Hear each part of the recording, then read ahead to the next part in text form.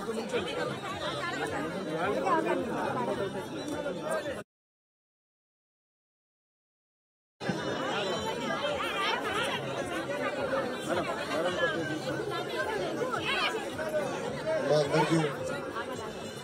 నమస్కారం. మిమ్మల్ని ప్రభుత్వం ఎట్లా వేధిస్తుంది అనేది నేను చూశాను.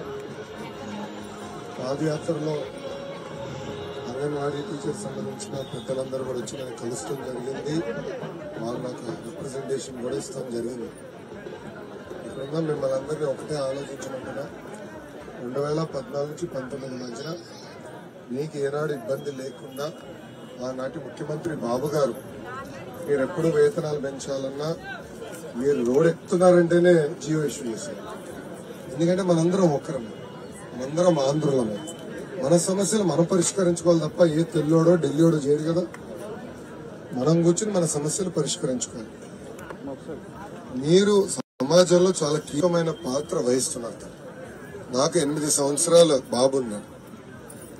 బ్రహ్మని ఎప్పుడు చెప్పేది, చిన్నప్పుడు మొదటి 3-4 సంవత్సరాలు కీలకమైన 3-4 సంవత్సరాలు, అప్పుడు పిల్లల ఆలోచనలు ఎట్లా మోల్డ్ చేస్తాం, దాన్ని బట్టి భవిష్యత్తు వాళ్ళు అట్లా ప్రవర్తిస్తారని బ్రహ్మని నాకు పదే చెప్పేది. అందుకే అంగన్వాడీ టీచర్లకి చాలా కీలకమైన పాత్ర సమాజంలో ఉంది. ఈ రోజు ఈ ప్రభుత్వం ఇట్లా మిమ్మల్ని వేధిస్తాం, బలవంతం ఓపెన్ చేస్తాం, ధర్నా కూర్చుంటే కేసులు పెడతాం, చాలా చాలా బాధాకరం. అన్ని సమస్యలు ఒకేసారి పరిష్కారం అవు, కానీ 1-2 అవసరమైతే 10 సార్లు కూర్చుని మన సమస్యలు మనం పరిష్కరించుకోవాలి తప్ప ఇట్లా అందరూ రోడ్డెక్కే పరిస్థితి రాకుండా చూసుకోవాల్సిన బాధ్యత ప్రభుత్వాల పైన ఉంది. ఆనాడు బాబు గారి వేతనాలే తప్ప మళ్ళీ పెరగలేదు. ఆనాడు పక్క రాష్ట్రాలతో పోటీ పడి ఉండేది మన వేతనాలు. కానీ గత 5 సంవత్సరాలు ఈ ప్రభుత్వం పెంచలేదు. నిత్యావసర సరుకుల ధరలన్నీ పెరిగినాయి, అన్ని ధరలు పెరిగినాయి. ఈ రోజు బతికే పరిస్థితి లేకుండా పోయింది. తప్పనిసరిగా మీ డిమాండ్లు అనేది న్యాయపరమైన డిమాండ్లు, అది మన ప్రభుత్వం అధికారులకు వచ్చిన వెంటనే పరిష్కరిస్తామని సభాముఖంగా నేను హామీ ఇస్తున్నాను.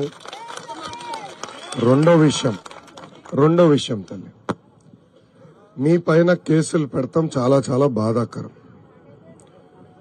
అదే మాకు స్టార్టింగ్ నాకు తెలుసమ్మా. ఎందుకంటే నేను ఇప్పటికీ 3-4 సంఘ పెద్దలు వచ్చినా కలిశారు. పాదయాత్రలో గత 3 రోజులుగా నాకు కలుస్తున్నారు. ఇట్లా కేసులు పెడుతున్నారు, నా దృష్టికి తీసుకొచ్చారు. ఓపిక పట్టుదల 3 నెలలు మన ప్రభుత్వం వస్తుంది, కేసులన్నీ ఎత్తేస్తాం, ఏం మర్యాద. ఓకేమా?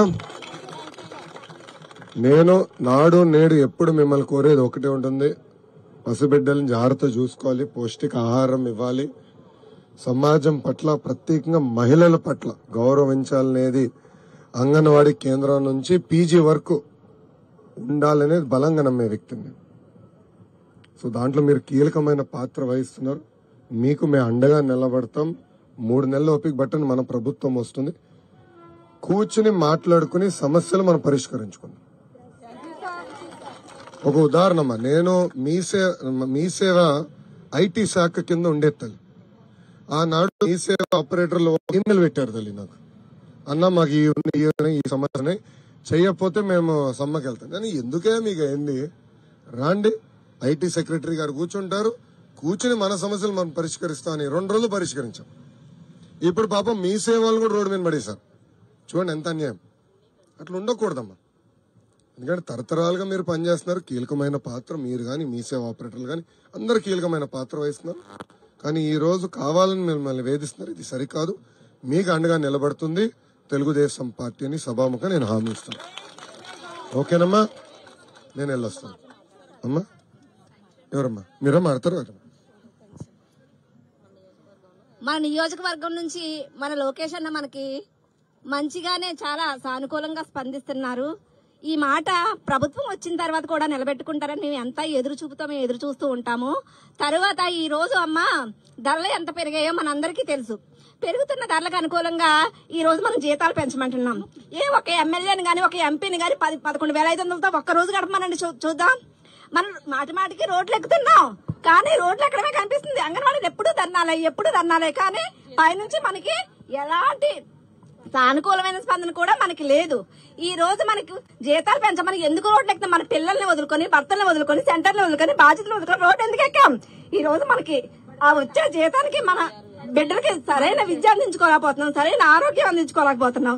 ఇన్ని విధాలుగా మనం సఫర్ అయ్యి రోడ్ ఎక్కితే మళ్ళీ ఎక్కడికక్కడ ఖండించడం, ఎక్కడికక్కడికి జైలు పాలు చేయడం, ఎక్కడికక్కడికి పోలీస్ స్టేషన్ లో పెట్టడం, నిర్బంధించడం. తర్వాత ఈ రోజు సుప్రీంకోర్టు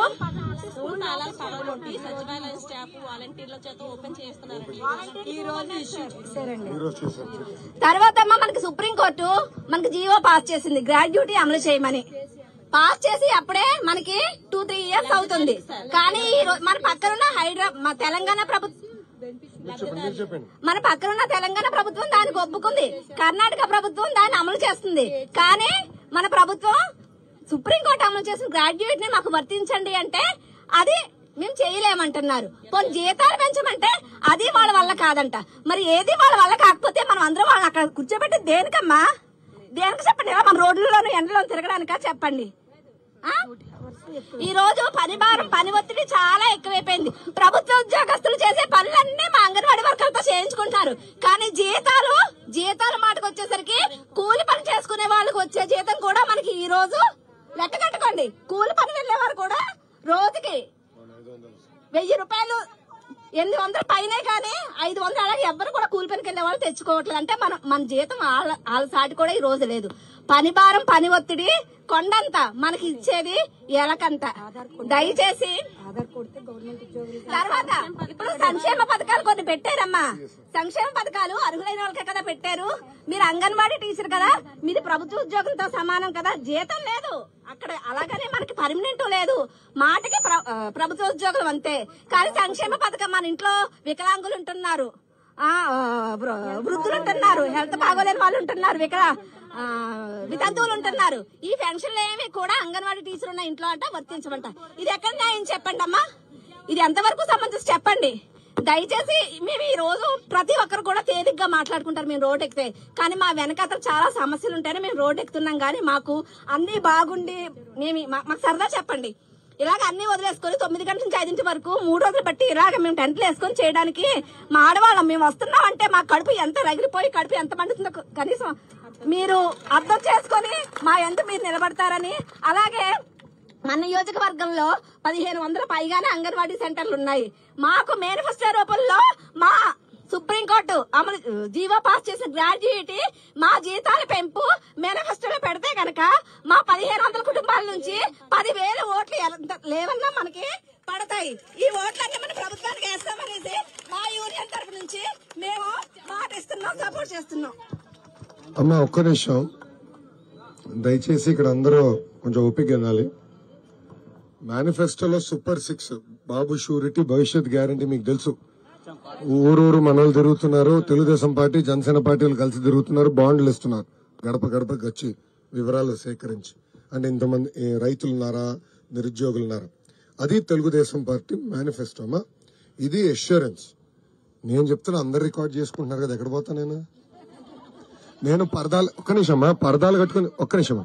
పరదాలు కట్టుకుని తిరగాలన్న ఆలోచన నాకు లేదు కదా.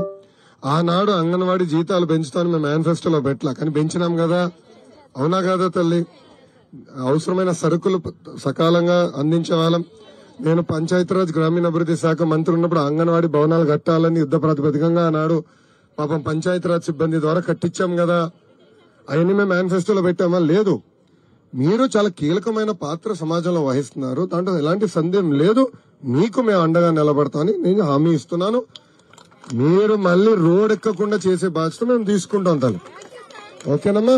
థ్యాంక్ యూ అమ్మా. ఏమనుకోదు, పట్నంకి వెళ్ళాలి. ఓకేమ్మా, థ్యాంక్ యూ.